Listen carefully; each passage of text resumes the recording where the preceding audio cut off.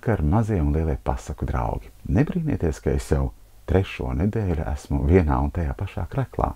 Šīs pasakas visas esmu ierakstījis janvāra sākumā, un vēl 2 nedēļas jūs man redzēsiet šādu. Tas tādēļ, ka esmu devies tālā ceļojumā. Bet šovakar nekas netiek mainīts. Pasaka būs, un tā būs Hansa Kristiāna Andersena pasaka, kas saucas Godalgu dalīšana.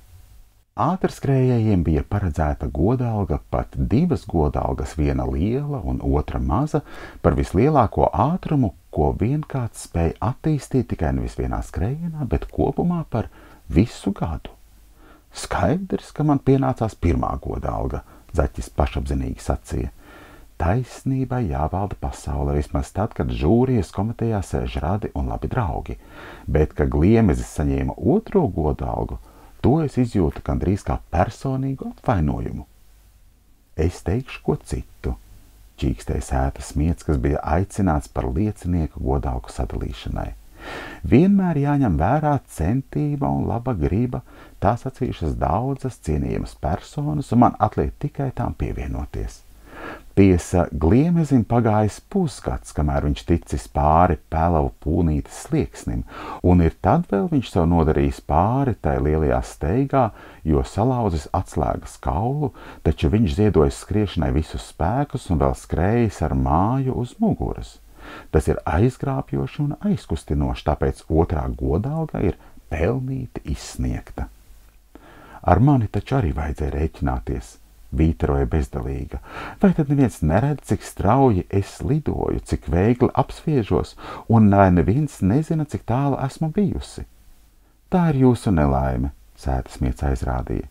Jūs esat pārāk šaudīga, līdz ko te apmetas augstāks, jums jau tūliņ ārzemes prātā, jums nav nekādas tēvzemes mīlestības. Bet es taču katru pavasari atgriežos, bezdalīgi aizstāvējās. Kā tad, lai to sauc?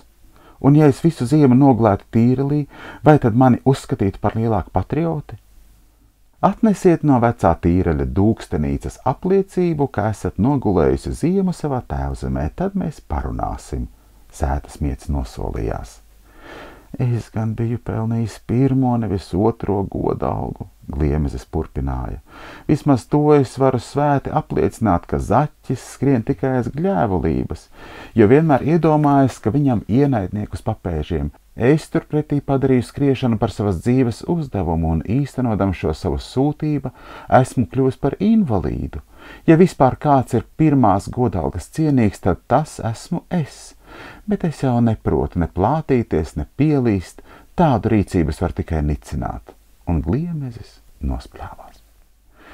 Es gan varu apzvērēt, ka viena godalga, par ko nodota mana balss, ir ilgstošu pārdomu auglis un piešķirta tiesas un taisnības pēc, ņēma vārdu robežtaps Mežmalā. Man vienmēr pirmajā vietā ir kārtība, apdomība un apsvēršana. Jau 7. gadu man ir bijis gods piedalīties godalgu piešķiršanā un nodot savu balsi par cienīgāko kandidātu. Es jums pateikšu, kas dzīvē ir galvenais.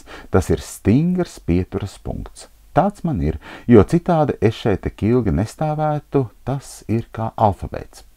Šoreiz esmu nolēmis, ka 1. godalgu dabūs pēdējais alfabēta burts un 2. 7. no sākuma.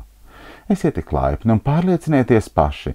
Pēdējais burts alfabētā ir Z un 7. no sākuma G. Nākamgad es balsošu par alfabēta 1. burta aplaimošanu ar 1. godalgu. To laikam saņems Auns un 2. dabūs 7. burts no beigām. Redzēsim, kas tas būs, tam vēl laika diezgan. Tāda ir kārtība un likumība un neviens neko nevar pārmest. Ja es būtu žūrijas komitejā, tad es noteikti balsojis būtu pats par sevi, drosmīgi noteica Ēzelis. Nevajag uzsvērt tikai ātrumu, ar kādu katrs tiek uz priekšu.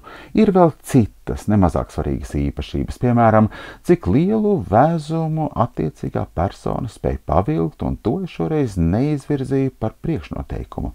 Es neizcēlu arī Zaķa gudrību, kādu viņš parāda bēgot, ne arī viņa viltību, ar kādu viņš pēkšņi palaca sānis un sajauc vajātājiem pēdas.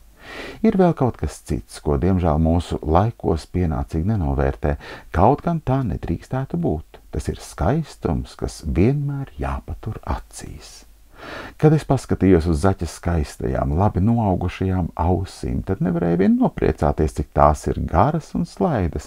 Man šķita, ka es redzu pat sevi jaukajās bērnības dienās, un tāpēc es balsoju par zaķi. Tss! Iesīcās muša. Es nerunāšu gari. Tā būs tikai tāda maza piezīme. Gribēju teikt, ka esmu nevienu zaķi noskrējis savā mūžā. Nesen es vienam sadragāju kreiso pakaļkāju, proti es sēdēju uz ātrvilcienu lokomotīvas. To es bieži daru, tad pats vislabāk var novērot savu ātrumu. Kāds jauns zaķis labu laiku skrēja lokomotīvai pa priekšu, viņam jau nebija nejausmas, ka es uz tās braucu. Beidzot viņš saprata, ka nenoskries man un metās sānes, bet bija par vēlu. Zaķis palika guļam, bet es braucu tālāk.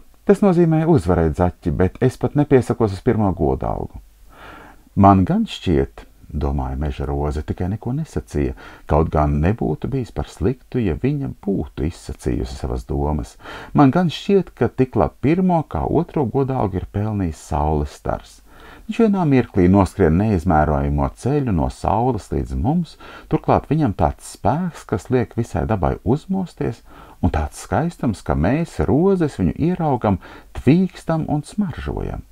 Nesaprotu, kāpēc žūrijas komiteja nav par viņu domājusi. Ja es būtu saules stars, tad viņi dabūtu saules dūrienu par tādu nevērību. Tas viņus padarītu dulnus, bet tādi jau viņi kļūst arī paši no sevis. Es neteikšu neko, Meža roze nolēma.